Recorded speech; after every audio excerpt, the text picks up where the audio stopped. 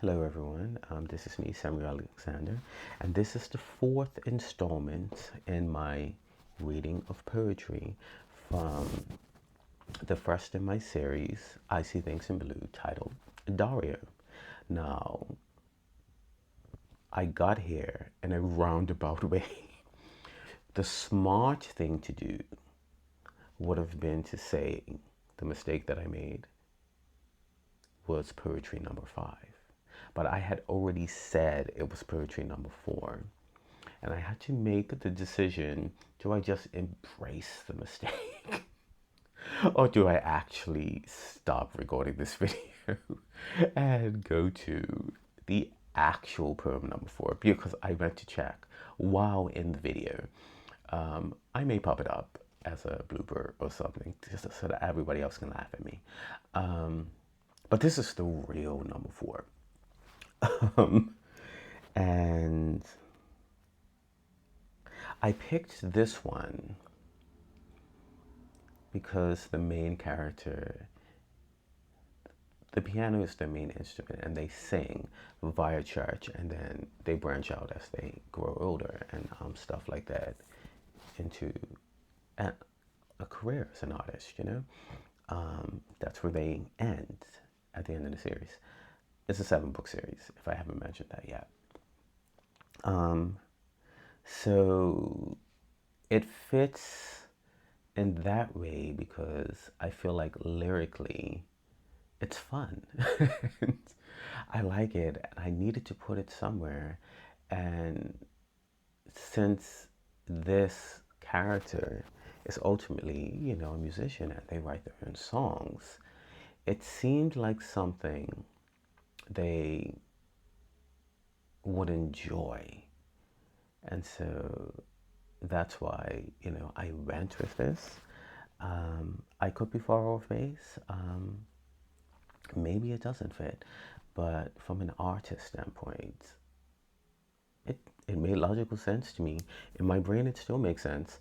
Do I question it? Obviously, that's why I'm making these comments. But, I would just let the public decide if this was a bad choice. I'm committed to it. I'm publishing it with this poem, and it is what it is at this point.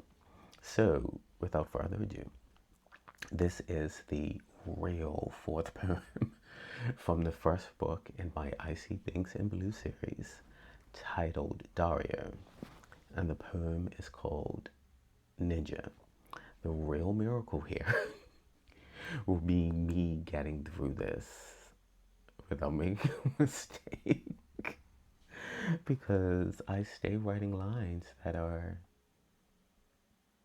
complex for me to say, and I feel like I'm just guessing here.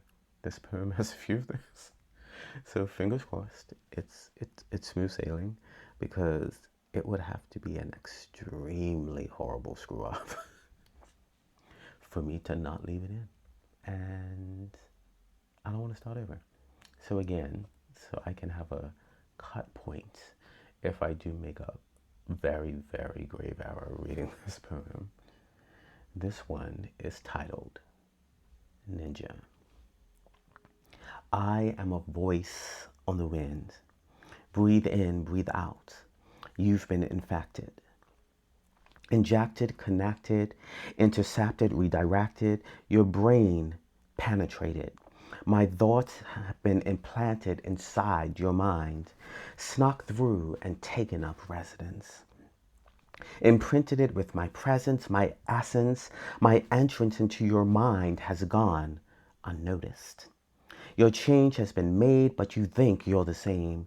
Yet my ideas washed over you like waves and melted into yours and trapped you inside your own head with my words instead. Lyrically flowing, with no way of knowing that I've impregnated your ideas like onomatopoeias. I hissed my way into your world and hummed through your weak defenses on a whisper of stealthy linguistic winds. Like a ninja hunting its target, you've been reached. The mission is complete. I've got you in my web now, entered your being, and you've been reborn anew in the likeness of my creation. Now the thoughts you once feared are of your own construction.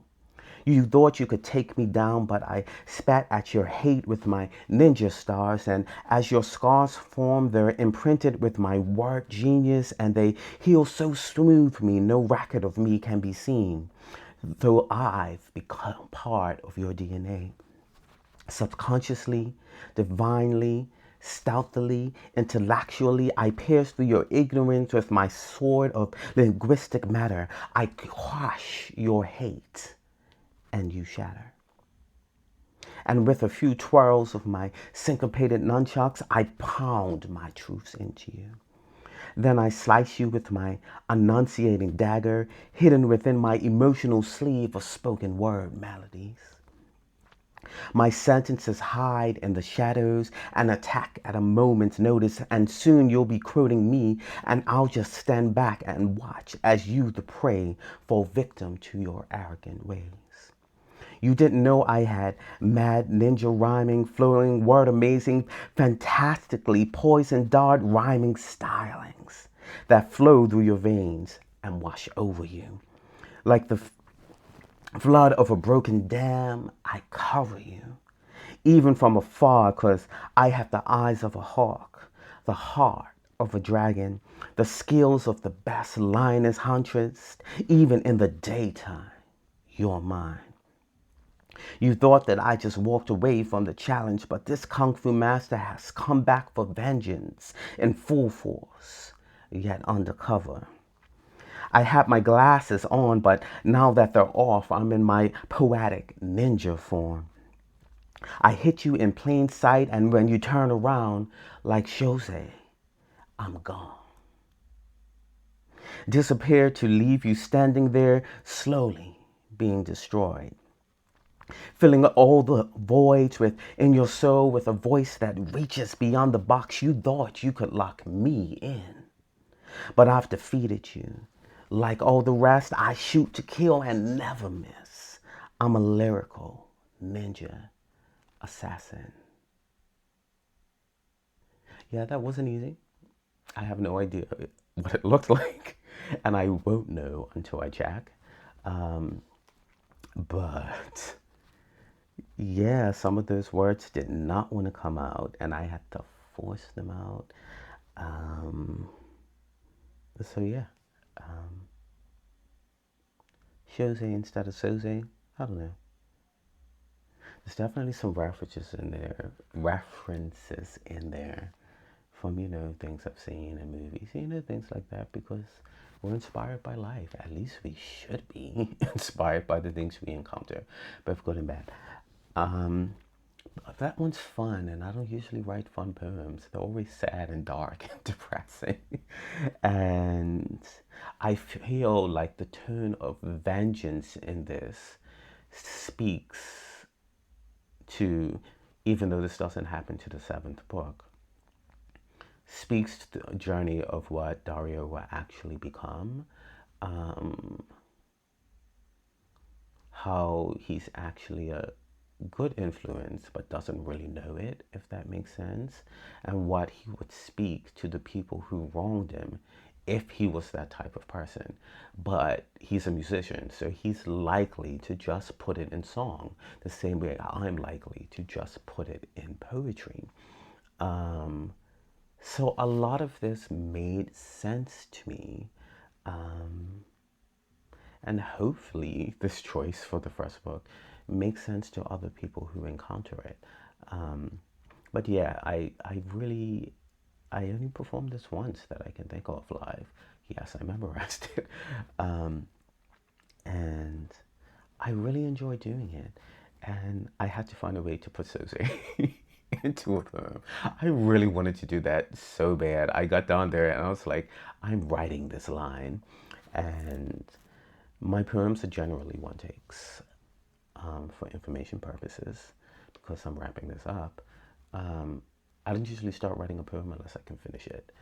And the editing process is mostly just me deciding whether it's going to be one block, rather than going to separate it into stanzas. When I say a line out loud, does it flow the way I intended it when I wrote it the first time? So basically, my poems are like 95% the way they were when I wrote them in their first rough draft form. Very minor edits, and I don't know why, like nothing else I do is that clean, but my poetry for the most part got very little lines unchanged. It's just about moving things around to fit the fact that, like I said previously, I stutter and stuff. So I have to be very meticulous about where I place commas, and where I put my long run-on sentences, because I have to make them so that if through repetition I can say them cleanly. Because if I write them the way that most people would write them, I would have problems reading them and memorizing them. And so they're literally blocks the way that they're meant to be said, give or take a few things that, I will personally change because I wrote them. So I may or may not connect the line in different ways. But generally, even my books, for that matter, that's how I use punctuation, and that's how I use lines, because I count syllables and all that shit. um, so it's intended to be read the way that you see it, so that it takes a little bit of the guesswork out of it, so you don't have to use too much brain power to try to figure out what's going on. It'll make it easier for you to connect with something if you don't have to think so hard about how it's supposed to be read. You can just read it the way you see it.